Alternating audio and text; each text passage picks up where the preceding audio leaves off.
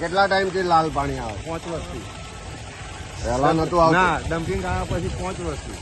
શાંતિ ખેતી થાય છે? ખેતીના પાક બધો બગડી જાય. ફરિયાદ કરી કોઈને? ફરિયાદો કરી, બંધાઈ કરાવી, બધું કરી, પણ કોઈ ભરતું જ નહીં. પછી ચાલુ કરી? હા, ફરી ચાલુ કરી. હાઈકોર્ટમાં કેસ મળ્યો, અમારી પાસે પૈસા ના હોય. આવા પાણીમાં પગ કે હાથે થાય તો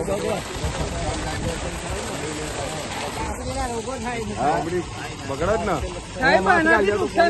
કેટલા કુવામાં આવું લાલ આવે?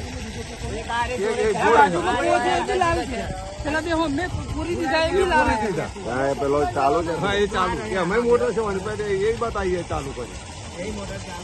આજે જનાક્રોશ યાત્રા સતત લોકોની વચ્ચે રહી ને બાલાસિનોર મહીસાગર જિલ્લામાં પહોંચી છે. જે રીતે બાલાસિનોર શહેરમાંથી યાત્રા પસાર થઈ ત્યારે બાલાસિનોર શહેરના લોકોએ પોતાની તકલીફો, પીડા ખૂબ આક્રોશ સાથે કીધી કે છેલ્લા 2 મહિનાથી આખા બાલાસિનોરમાં કોલેરા અને રોગના કારણે લગભગ 300 કરતાં વધારે કેસ થયા. અનેક લોકો વારંવાર હોસ્પિટલમાં દાખલ કરવા પડે છે. આજે રોજ બાલાસિનોર શહેરમાંથી 15-20 કોલેરાના કેસ આવે છે. પ્રજા ટેક્સ ભરે છે, સરકારની જવાબદારી છે. નગરપાલિકામાં ભાજપના સત્તાધીશો હોય, ચીફ ઓફિસર હોય, કાયદામાં જોગવાઈ છે કે જો એ લોકોને સ્વાસ્થ્ય ના પૂરું પાડી શકે, શુદ્ધ પીવાનું પાણી પૂરું ના પાડી શકે, રોગચાળાથી બચાવી ના શકાય, તેવા તમામ લોકો સામે કાયદેસર કાર્યવાહી થવી જોઈએ. આજે 2 મહિનાથી પ્રશ્ન છે. અનેક લોકો આજે હોસ્પિટલમાં સારવાર હેઠળ છે. 2 કરતાં વધારે લોકોના મોત થયા. તેમ છતાં તંત્ર ઊંઘે છે. ગાંધીનગરમાં બેઠેલા મુખ્યમંત્રી અને એમના મંત્રીઓ એમના રાજકીય એજન્ડામાં વ્યસ્ત છે. પણ આ બાલાસિનોરની પ્રજા 2 મહિનાથી કોલેરાથી, રોગચાળાથી હેરાન પરેશાન છે. એના માટે એમના પેટનું પાણી પણ હાલતું નથી. એવો આખો આક્રોશ પ્રજાનો આ જનાક્રોશ યાત્રામાં જોવા મળ્યો. એ જ રીતે યાત્રા આગળ વધી. આજે બાલાસિનોર શહેરની બહારનો વિસ્તાર છે. તમે જોઈ શકો છો કે અહીંયા સામે ડમ્પિંગ સાઇટ છે, જે વર્ષોથી આખા ગુજરાતમાંથી જે કેમિકલ વેસ્ટ છે, જે ગંદકી છે, જે હાનિકારક કચરો છે, એનું ડમ્પિંગ અહીંયા કરવામાં આવે છે. એને અટકાવવા માટે પ્રજાએ વારંવાર આંદોલનો કર્યા, ખૂબ વિરોધ થયો.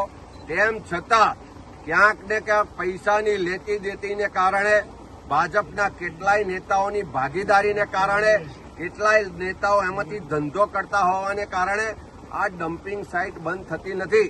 અને એનું નુકસાન જો કે આ ખેડૂતના ખેતરમાં અહીંયા અમે છીએ કે અહીંયા જમીનના પાણી ખરાબ થઈ ગયા. ખેતરમાં જે બોર છે એમાંથી લાલ પાણી આવે છે. આ ખેતર વિસ્તારના લોકો, ગામડાના લોકોને પીવાના પાણીનો પણ આ એક જ સ્ત્રોત છે. ખેતી માટે પણ આ જ પાણી વાપરવાનું. અને એનાથી સમજી શકો છો કે ધીરે ધીરે આખું આ બાલાસિનોર અને આજુબાજુના વિસ્તારનો પેટાળ છે, જે પાણીના તળ છે, એ કેટલી હદે પ્રદૂષિત થઈ ચૂક્યા છે.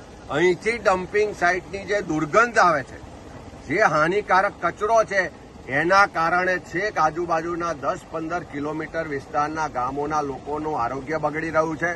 લોકો હેરાન પરેશાન છે. પણ આ હપ્તાખોર સરકાર છે, એને આ લાલ પાણી દેખાતું નથી, એને આ ખેડૂતોની દશા દેખાતી નથી, એને લોકોની ફરિયાદો દેખાતી નથી. પણ દર મહિને જે મોટો હપ્તો મળે છે, એના કારણે આ ડમ્પિંગ સાઇટો બંધ થતી નથી. આ જનાક્રોશ યાત્રાના માધ્યમથી આ મુદ્દાઓ ઉઠ્યા છે.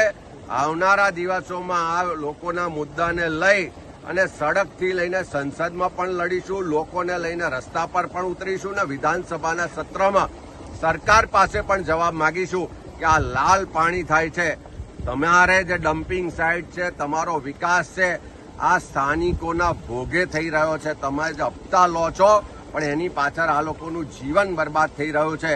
એ હકીકતો આજે આ યાત્રામાં જોવા મળી છે ને એ અવાજ બુલંદ કરવામાં આવશે.